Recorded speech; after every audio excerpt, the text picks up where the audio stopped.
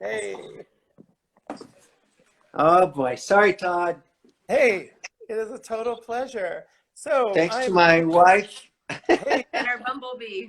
you're Bumblebee. Hello. Oh boy, It's Big Friday. thank you. All right, I have my whole sexy Dalton Trumbo setup downstairs in the man cave, Oh, in the man cave. The but I problem had is to you go to the IT. can't down there. All right, had to go to Uh, the IT center. so This would today be the we man are cave.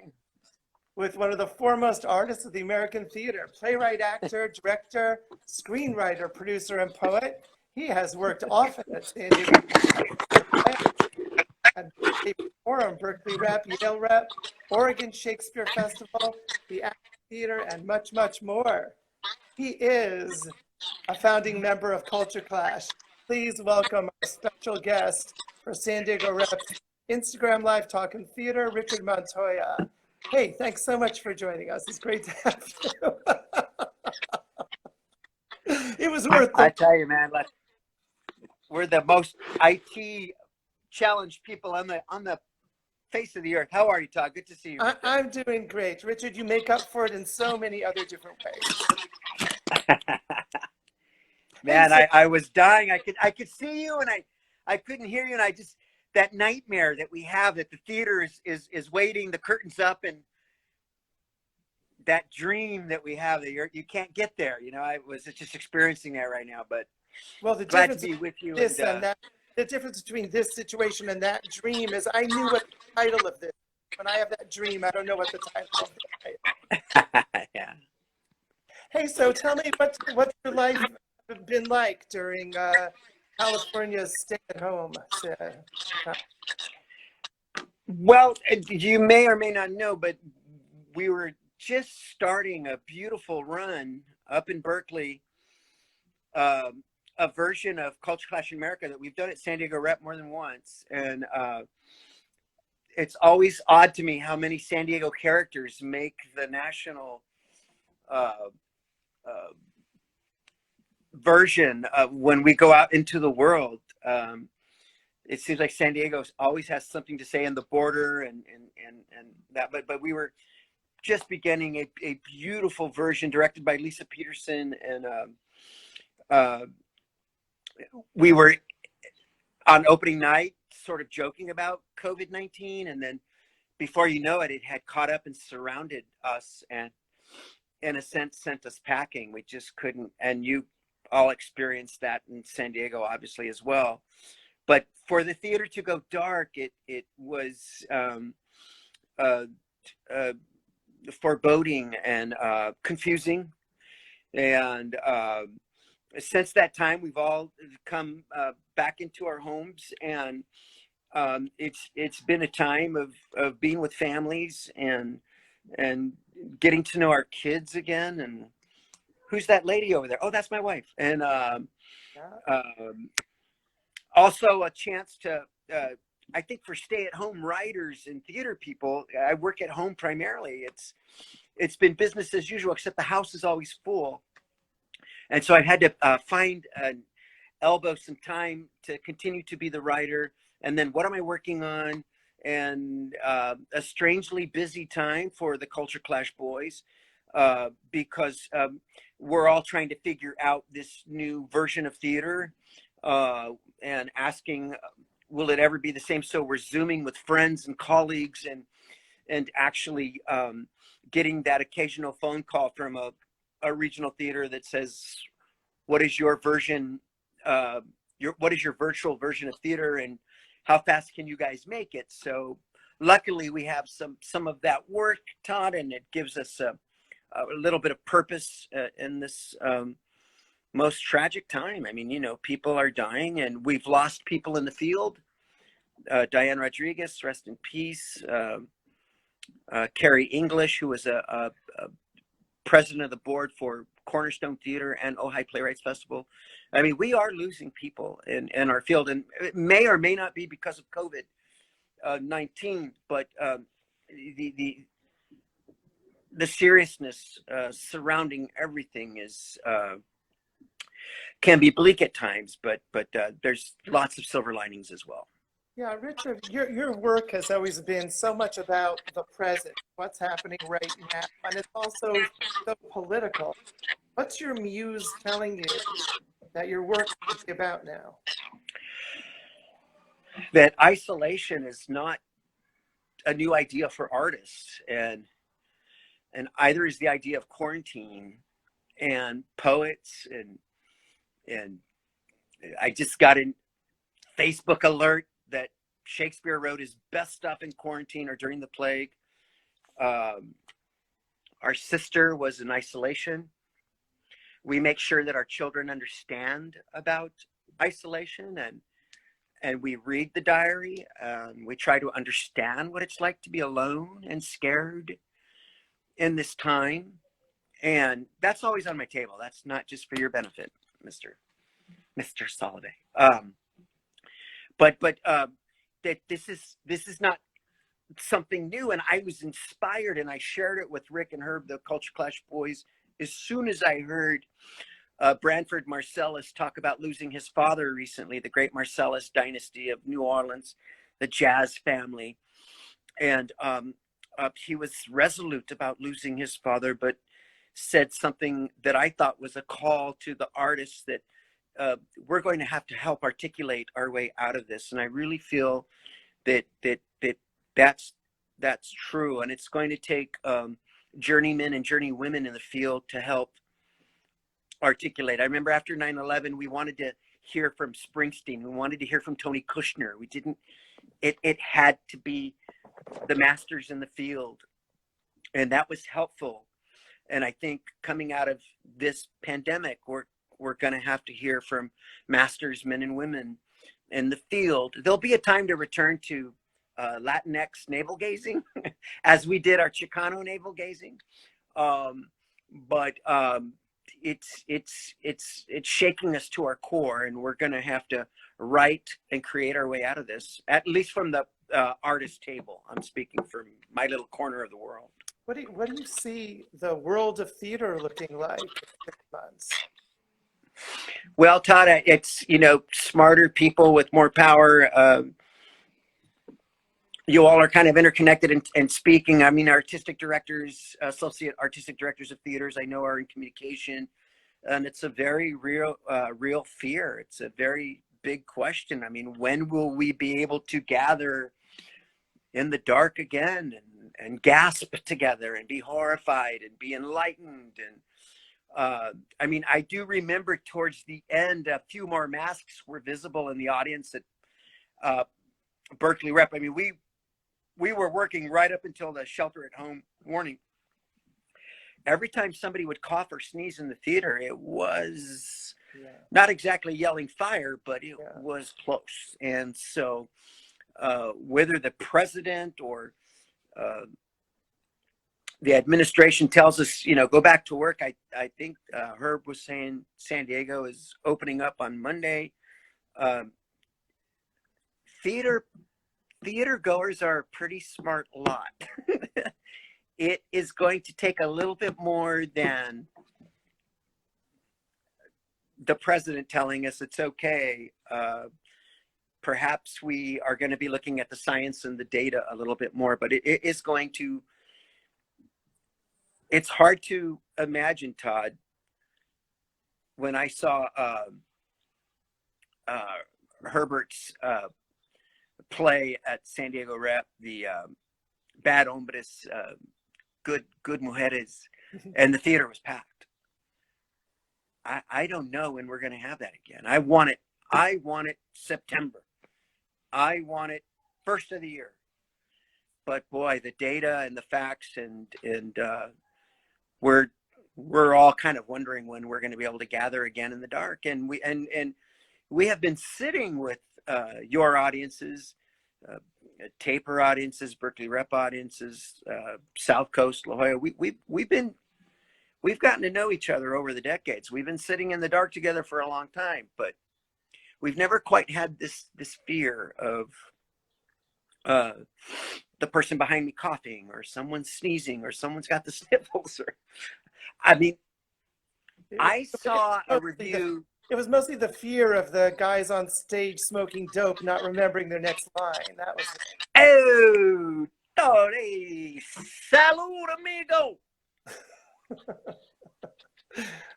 I saw a review of the show up in Berkeley, and it said, you know, you can see Montoya's spittle across, you know, it's the thrill of these actors, you know, and I was like, I was really proud of that review, but I wouldn't want that review right now. It's like, maybe not right now, but can I ask how you're doing? What do you think? When are we going to be getting back together? You're a smart fella. well, we talk about it at the Rep every day, and we're working towards some online projects, including her Sequenza. I mean, including some original work based on Beach Town. Am I through a device of yours? My device is turned off, but I hear myself back.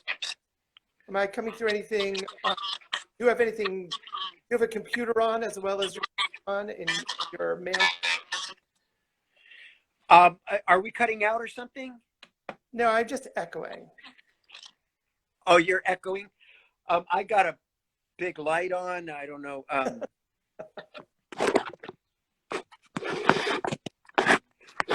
You were cutting out just a little bit, but I can hear you pretty good now. Okay. Well, so Herbert is starting to work on a new video called Beach Town, and based on his play Beach Town, Right. I'll be rolling that out soon. I guess people are having trouble hearing me for some Good. reason. Can you hear me? Oh, I can. Well, I'm going to try another question, and let's see. So, Richard, you've always been drawn to your relationship with San Diego in your work, and I wonder where does it's interesting that you talk about the work that you do with Culture Clash and the characters you've created about San Diego staying in the pieces over different iterations. How did your relationship with San Diego start? Well, being born there in 1959, I'm always very romantic about it. And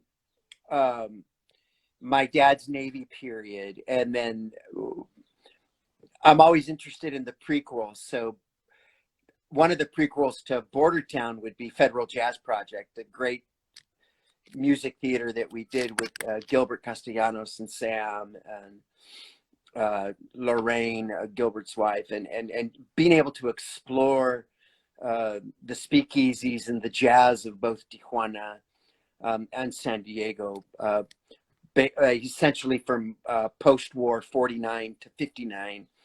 And so that connection is very real. It's wrapped, of course, in a hopeless nostalgia and romance, and there were also tough times for San Diego, but there was, and it took me a while to understand that all those shipyards from National City to Chula Vista and the Navy and the Marine Corps, why there were always so many Chicanos serving the country, and why you see so many American flags in Barrio Logan. It's American made down there, and it's I know some hardcore vato locos that are Trump guys and that want to help build the wall, and I find that terribly interesting. It's not predictable. So the early nostalgia gives way to a complicated relationship that always has me drawn back and wanting to explore more and more, and then move a little bit off of San Diego, the city proper, and moving further east into the mountainous regions of the area to understand, to continue to understand the ideas of the border and all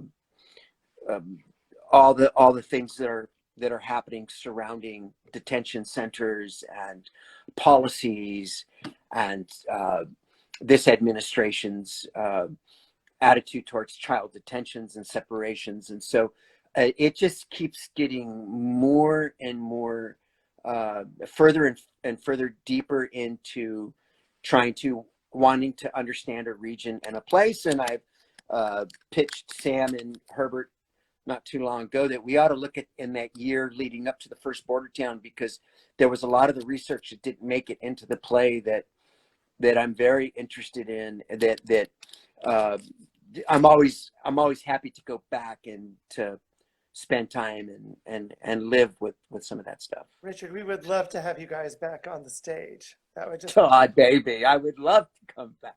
That would just be great. One of the things I've noticed in your work, I mean, you've been creating theater. One of the first plays that I saw in Los Angeles was Bowl of Beans that I loved. And you've been creating theater for a while, but your approach to character has changed, where I think that what's interesting to me is so many of your characters, you're showing the depth of the character, the multiple sides of the character. How do you feel about your own theatrical writing and how your perspective, the way you tell the story, has changed over the decades? Well, it has shifted, and thank you for that observation. But Culture Clash don't write a play anymore without a couple of Yaleys in the room, or a Lisa Peterson, or a John Glor, or would be so fun to get back in the saddle with you and Sam. And I know Herb has had that pleasure in the last couple of years. We look forward to it. I'm always eager for that. But one of the observations has been that we used to do pretty satirical, almost clown work, which in the Brechtian tradition can be very serious and very political. And so we were always very proud for that moniker, that we were these Brechtian clowns, modern, and our work could be broad. And we came from that teatro that, the villain wore a sign literally around his name. I'm the bad guy, and I'm the campesino, and over the years, as soon as we started investigating and interviewing and doing site-specific work, the character work needed better directors. We couldn't self-direct.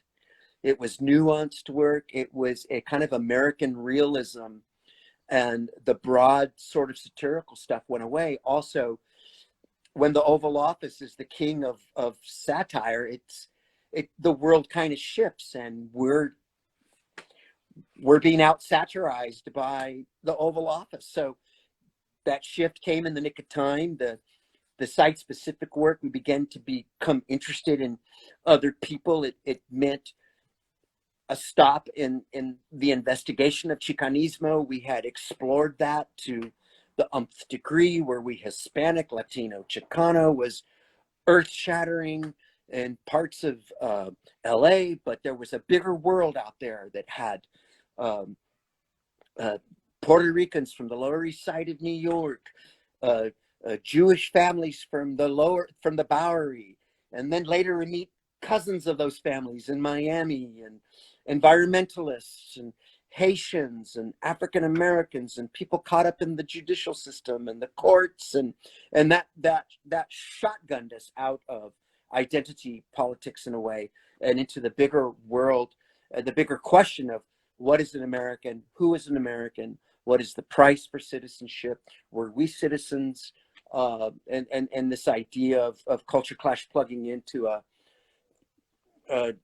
more global context, if you will. And that gave us life, man, to see Herbert Sequenza play a Haitian gentleman, to see Ricardo play Junior from the Lower East Side, to see me do Charlie Cinnamon, who was Charlie Zimmerman, of course, when his family came in through Ellis Island. We identified with these stories, and we thought, wow, that's the story of so many immigrant families in America. And that, I truly believe, Todd, that gave Culture Clash another 20 years of life. Oh, that's so interesting. What is it about your makeup that you're able to identify with characters of so many different cultures? That's what's so amazing, is you can do a Jewish character, a Puerto Rican character, a sheriff in Arizona, and you can do it and capture the heart and soul of the character.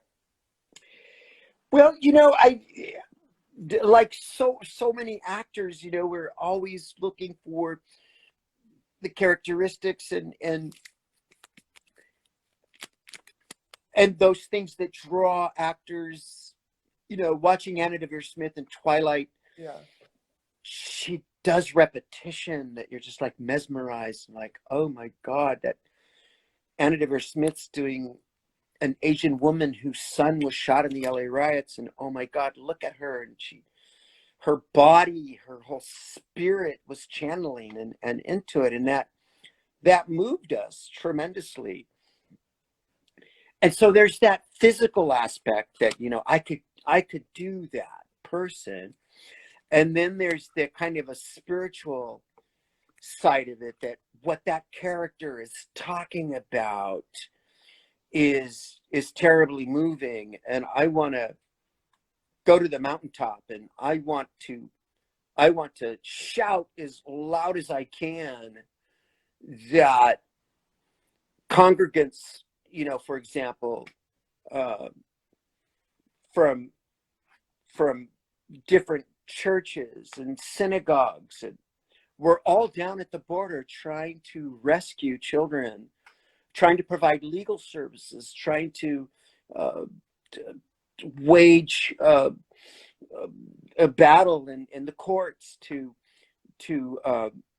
help families that were caught up in the family separations, for example. And I think that's terribly moving to us. We have to tell that story. Well, who's that character? Who's that lawyer? Who's that judge? Who is that? And in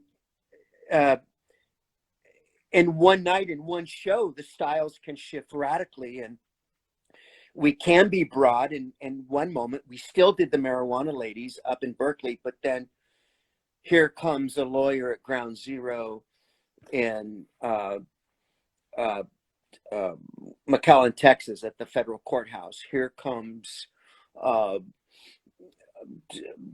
female character, you know, and so that is not eliciting, not wanting, not asking for any laughs on stage for several minutes. Yeah. Several minutes. Yeah. And that you could call it bravery, but that gleeful jumping into the deep water makes a night of theater really worth the while and profound. And working with great designers and people like Lisa Peterson and those, it just, people walk out of that theater being terribly moved by the three Culture Clash guys. And so that's gratifying. The work deepens. I think we're all fathers. We're trying to be concerned citizens. We're trying to send out some sort of a call to abut the madness, Todd, the madness all around.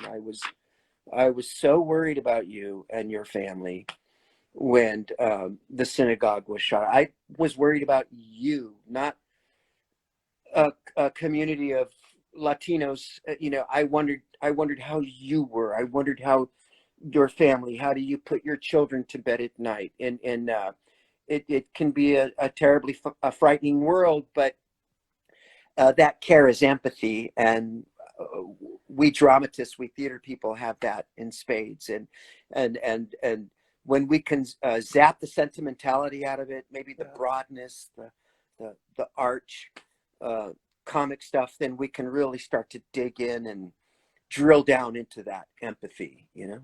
I agree with what you're saying, that when you know, we expect to be laughing at Culture Clash, and you guys are so hysterical, your characterizations are so hysterical, but when you choose to delay the laughs and get us to think deeply about character, that's transformational. That's really powerful. And I really applaud the three of you for taking the work in that direction. You know, you're talking about yourself being a father. Maybe think about your father. And your father, Jose Montoya, was a noted Chicano poet. Could you talk about your father and his influence on you? Well, thank you for asking about him. And I've gone back and I've picked up a lot of his books again. Poetry is I would recommend to folks to, the books of poetry I find them really comforting right now because, you can pick and choose and open up a page. And I've been reading that some of our great poets were also quarantined and in isolation. And I wondered how it affected their writing. And, from Whitman, his attention to detail. I got into a poetry jag up in Berkeley because Ginsberg had read at the Berkeley Library, and then the beats came through. And in '59, when my dad moved to go to art school in Berkeley, Oakland, the beats were still there. The beats were really gaining ground in San Francisco and the Bay Area, and my mind began to get really blown away from Joaquin Miller at the turn of that century, John Muir. And this elderly lady in '59 that got my dad and a few of his compadres, including Salvador Queso Torres from Barrio Logan, into the California College of Arts and Crafts. This Mrs. Purdy was elderly in '59, so her father had run around with Joaquin Miller and that whole milieu. And so I began to think there was a really strong poetic theater piece in culture class that we needed to tell that East Bay Area story, not from the point of view of the beats, but from the Chicano and Chicano poets of the Bay Area. It's massive list of people. So I started opening up my dad's books again, and I never read the forewords to his books. So I'm reading my dad's forewords recently, and they're so much, in a way, more personal than, because some of his poems are rather epic and large and landmark, Hoy enterraron a Louis or San Diego de mi vida, right? They're big and you can hear them. But in the forewords, he's much more, it's kind of a humility and not apologetic, but I'm trying to touch Keats and Yeats so you will forgive me. And it's like he's talking directly to me and to many people. But and that's what Jose has left for me, the gifts, aside from his love, and as complicated as it could be, and his grandchildren are running around, and as often as we can, we go to the altar where all the grandparents are at. And my daughter's 22 months and really into Coco, so she loves Herbert's character in Coco, but she really can make sense of the photos of grandmother, like Coco, Coco, Coco, because that was all about not forgetting, right? Don't forget your people and Day of the Dead and that sort of thing. But the poems of Jose then on going back and investing in them and diving back into them are really great gifts to me. And I feel rather free to take them and to dissect them and to make theater pieces out of them. Oh, that's wonderful. It's interesting when you talk about reading. I don't know if you saw, but Chrissy Hine just put out a video of her singing to Dylan's "You Left Me Standing in the Doorway Crying," and the whole video is a guy in a mountain over in the hills, and he's got a big novel that he's reading. And I don't know why, it also touched me that this is really a time for us to get in touch with literature. We've got the silence around us to hear the great voices that meant so much to all of us so many times. I like that. I'm working on a piece for the Bay that I wondered if any young people, being the son of a great poet, if anyone's ever felt imprisoned by a poem, or I want to break out of that.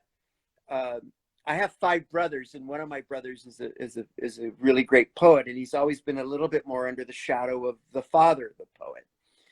And this poem that we kind of recite to each other is about a guy named Louis Rodriguez. And in the poem, of which Luis Valdez recorded with his brother Daniel in the 60s, and the Valdez brothers performed it for us and our mom, who's mentioned in the poem in a little town in Fowler, California, 10 miles south of Fresno. But there's a line in the poem that said that Louis was a war hero and a junkie, and that he died alone in a rented room. And me and my 5 brothers, nobody wants to die alone in a rented room, but it hangs on you, you know, and those words that comfort you can also provide a little bit of a manacle, and you want to break out of it, which is kind of a punk rock idea, right?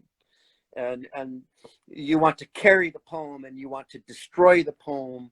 And I read that recently in one of my dad's forewords. He's like, destroy the poem, pick the poem back up, throw it, embrace it, make love to it. And I was struck with the words destroy the poem, because I thought, wow, that's kind of punk rock. That's kind of Pachuco. You know, you're talking about your brothers in life. Could you talk about your brothers on stage, Herbert and Rick? You guys have been working together for a long time. What do those guys from Culture Clash mean to you now? Well, again, I you know, 2019, 2018 was a kind of a banner year. I was proud that we had worked Pasadena Playhouse, South Coast, the Getty Villa, Victory Gardens in Chicago, and that we weren't doing a oldies but goodie, you know, recap, or, you know, Herb's funniest guys, and some people want that, and like, but we just can't do Julio Iglesias anymore. And we might try at the Holiday Inn in Fallbrook. That we still are having something quite urgent to say, and then the ramping up of the anti-immigration policies and those complications, and the mass shootings were heavily on our mind. That, guys, we got to get back out there, and this is still a time for Culture Clash. And we were able to reconnect our bonds of a brotherhood, I think, up in Berkeley, because we were really away from our wives and families, and we had to be around each other so much. And I tell you what helps so much, and we've continued a kind of a weekly Zoom session with our sister Lisa Peterson, but she tends to remind us what we have and what we do and our responsibility. And I think it's important to hear that sometimes, because it can be a brotherly relationship with all its complications and jealousies and competitions. And we have gotten to that place where if we can get back and do Culture Clash a couple times a year, then one can fully support the work Herb's got to do down in San Diego, the work that Rick has got to do. And watching the guys work and being very close to them on stage, I marvel at the mastery of Herbert Sequenza. And boy, watching a director break it down to him and for him and with him, and his characters that obliterate ideas of gender and race, and then Rick's physical prowess as a physical master. I mean, Rick is every inch Buster Keaton or Charlie Chaplin. And I think we quietly come up to each other and say, nice job, good, that's some good writing, that's really good. But we don't often get a chance to blow the horn for the other guys. So I appreciate being able to say, you know, those guys are two masters, you know, and I wish I could get them more often, but with any luck, we'll have that opportunity to keep on going. We don't feel like we're running out of gas at all. It's there's so much happening in the world that I don't think that we're going to be able to sunset. And that was a word we started using just a couple of years ago. Hey guys, let's put this to bed. We did good. Let's make sure the archive got our Culture Clash books everywhere.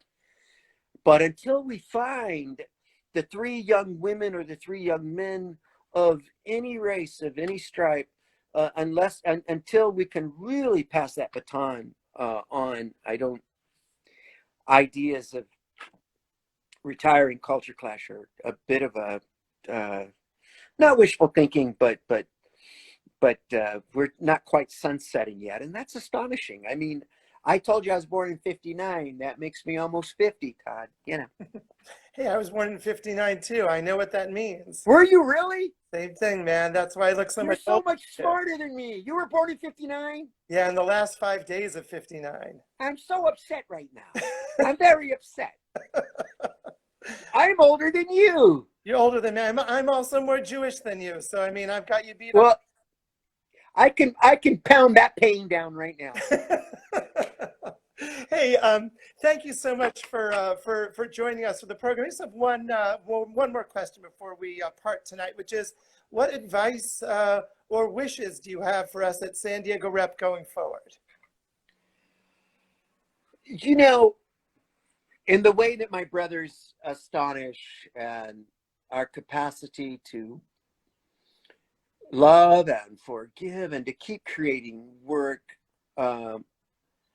I've got to say that Sam Woodhouse is a bit of a phenomenon as well, that he just won't stop.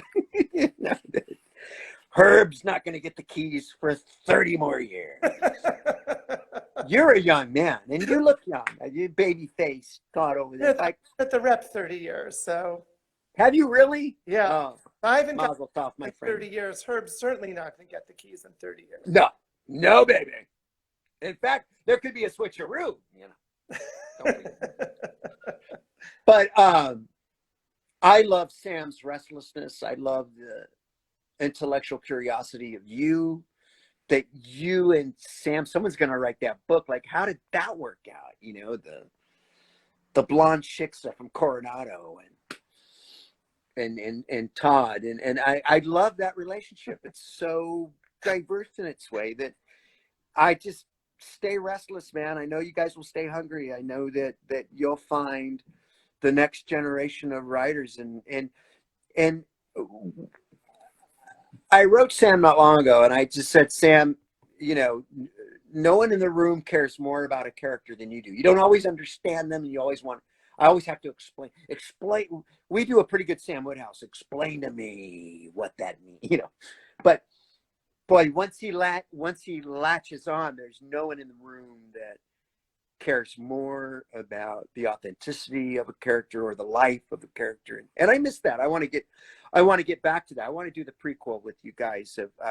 I'm quite sure I danced with Andrew Cunanan in Tijuana at the Baby Rock, and that is horrifying to me, because that entire year leading up to the first Border Town, Todd, Andrew Cunanan was running around La Jolla and getting his meds in Tijuana, and I believe there was one night we kind of ended a spooky night. But I would never portend to be in a position to give advice to San Diego Rep. It's a place I'd love to work and return. But stay interesting, stay hungry, stay restless, my friends. And you, Todd, will always be the most interesting man in the world. Hey, well, thanks so much for joining me for this conversation tonight. Hey, it means so much that Sam's not sunsetting, that Culture Clash isn't sunsetting, and that No way. You're hungry and creative and helping paint a vision that can send us forward in this difficult time. So thank you so much to you for the time and for all that you've done artistically these many years. I didn't just set that menorah for you, Todd. My children want to know about it. They need to know about it. And I tell them about a time and a place where it was very dangerous to have that, so that we can remind ourselves of that perseverance and that ability to survive these tough times. Great. So thank you. Thanks for all you do. The roll on our screen says we want more Culture Clash. Thank you. Yay! All right. Love you guys.